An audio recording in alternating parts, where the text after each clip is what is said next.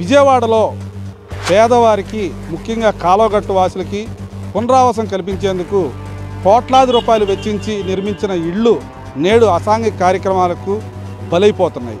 ఇందులో భాగంగా పేదవారికి గూడు అవకాశం కల్పించాల్సిన ప్రభుత్వాలు పట్టించుకోకపోవడం వల్ల మరి ఆ ప్రభుత్వానికి సంబంధించిన ఆస్తులు ధ్వంసం అవుతున్నాయి. ఈ విషయాన్ని మీకు చూపించడానికి అంటే పేదలకి అందించాల్సిన పక్కా గృహాలు పరిస్థితి ఇప్పుడు ఎలా ఉందో ఇప్పుడు మీకు ప్రత్యక్షంగా చూపించే ప్రయత్నం చేస్తాను. మీరు నాతో పాటు ఫాలో అవ్వండి.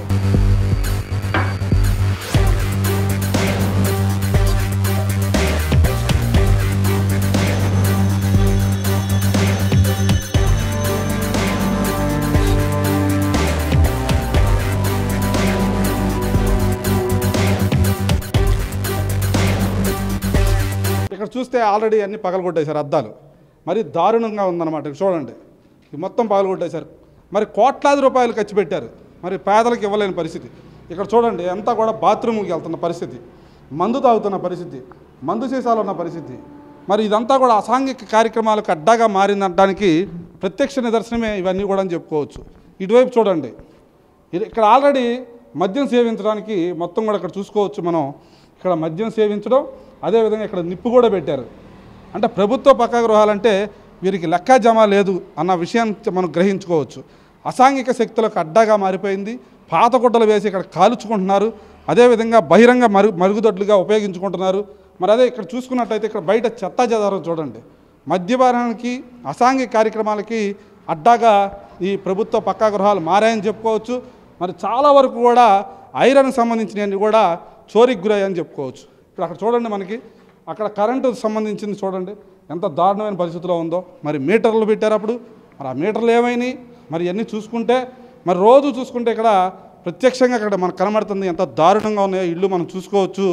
ఇలాంటి పరిస్థితి మరి ఏ ప్రభుత్వంలో ఎవరున్నా కూడా ఇలాంటి వాటి మీద కఠినమైన చర్యలు తీసుకోవాల్సిన అవసరం ఎంతైనా ఉంది. ఎందుకంటే ఇక్కడ సీసీ కెమెరాలు కూడా ఏర్పాటు చేయాల్సిన ఆవశ్యకత ఎంతైనా ఉంది.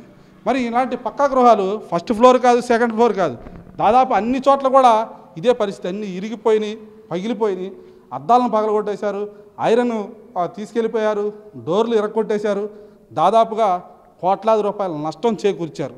మరి ఇలాంటి ప్రభుత్వాలు ఇప్పుడు గతంలో వైఎస్ఆర్ కాంగ్రెస్ పార్టీ ప్రభుత్వం అధికారంలో ఉంది, అప్పుడు పేద ప్రజలకి ఇల్లు ఇవ్వలేదు. ఇప్పుడు టీడీపీ కూటమి ప్రభుత్వం అధికారంలో ఉంది. మరి ఇప్పటికైనా నారా చంద్రబాబు నాయుడు గారు కావచ్చు, లోకేష్ గారు కావచ్చు, పవన్ కళ్యాణ్ గారు కావచ్చు, ఎవరైనా సరే ఈ పేదలకు ఇవ్వాల్సిన పక్కా గృహాల పరిస్థితి ఈ విధంగా ఉంటే ఎలా అనేది ఒక్కసారి పరిశీలన చేసుకొని మరి పేదలకి ఇవ్వాల్సిన అవసరం ఎంతైనా ఉంది. ఇక్కడ ఖచ్చితంగా ఇప్పుడు మనం ఫస్ట్ ఫ్లోర్కి ఎక్కుతున్నాము, ఇలాంటి దయనీయమైన పరిస్థితి నేను ఎప్పుడు చూడలేదు. ఇదే ఫస్ట్ టైం నేను చూడటం. చూడండి, సీసాలు పగలగొట్టి పడేశారు, బీర్ బాటిల్స్ పగలగొట్టి పడేశారు. ఇంత దారుణంగా ఇలాంటి పరిస్థితి ఎప్పుడు లేదు. మరి అక్కడ చూసుకోవచ్చు, అక్కడ బీర్ బాటిల్స్ అటువైపు మూల కూడా కనబడుతున్నాయి. ఇలాంటి దయనీయమైన పరిస్థితి ఇప్పటి వరకు మరి విజయవాడలోనే అత్యంత పేద ప్రజలు అత్యధికంగా నివసించే ప్రాంతం వాంబే కాలనీ. వాంబే కాలనీ, రాజరాజపేట ప్రాంతాల్లో పేదలకు ఇవ్వాల్సిన పక్కా గృహాలు ఇలా నాశనం అయిపోతుంటే కనీసం పట్టించుకున్న నాదుడు లేడు. స్థానికంగా కార్పొరేటర్ ఉన్నారు, ఎమ్మెల్యేలు ఉన్నారు. మరి వీరందరూ ఏం చేస్తున్నట్టు? వాస్తవంగా పేదలకి అందించాల్సిన ఈ పక్కా గృహాలు అందించేసి ఉంటే చాలా బాగుండేది. కానీ గత ప్రభుత్వాలు చేయలేదు. ప్రస్తుత ప్రభుత్వం కూడా ఈ విషయం మీద సీరియస్గా తీసుకోవట్లేదని ప్రత్యక్షంగా మనకు కనిపిస్తుంది. ఇలాగే జక్కంపూడి కావచ్చు, మరి వన్ టౌన్ కావచ్చు, మరి పాల ప్రాజెక్ట్ మిల్క్ ప్రాజెక్ట్ దగ్గర కావచ్చు, ఇలా అన్ని పక్కా గృహాల పరిస్థితి ఇలా అసాంఘిక శక్తులకు మరి ఇలా నాశనం అయిపోయినాయి అని చెప్పుకోవచ్చు. మరి ఇప్పటికైనా ప్రభుత్వాలు స్పందించి వెంటనే వీటికి మరమ్మతులు చేపట్టి ఇందుకు కారణమైన వారు అసాంఘిక కార్యక్రమాలకు పాల్పడిన ఎవరైతే ఉన్నారో వారి మీద చర్యలు తీసుకోవాల్సిన అవసరం ఎంతైనా ఉంది. ప్రభుత్వ ఆస్తులను ధ్వంసం చేయడం మామూలు విషయం కాదు. దీని మీద మరి ముఖ్యమంత్రి చంద్రబాబు నాయుడు గారు స్పందించాలి. మరి అదేవిధంగా నారా లోకేష్ స్పందించాలి. మరి డిప్యూటీ సీఎం పవన్ కళ్యాణ్ స్పందించాలి అని ఇక్కడ ఉన్న స్థానిక ప్రజలు కోరుతున్నారు. ఇంకో విషయం ఏంటంటే ఈ విషయం మీద ప్రజలతో మాట్లాడడానికి వెళ్తే ప్రజలు మాట్లాడడానికి కూడా భయపడుతున్నారు. మరి మనకు తెలియదు అన్న. అసలు మామూలుగా ఇక్కడ ఏం జరుగుతుంది? ఏమైనా అసాంఘిక కార్యక్రమాలు జరుగుతున్నాయా, లేకపోతే ఎవరైనా వచ్చి ఆకతాయి గ్యాంగ్ ఏమైనా వచ్చి పగలగొట్టారా, లేకపోతే మరి మనకు తెలియదు.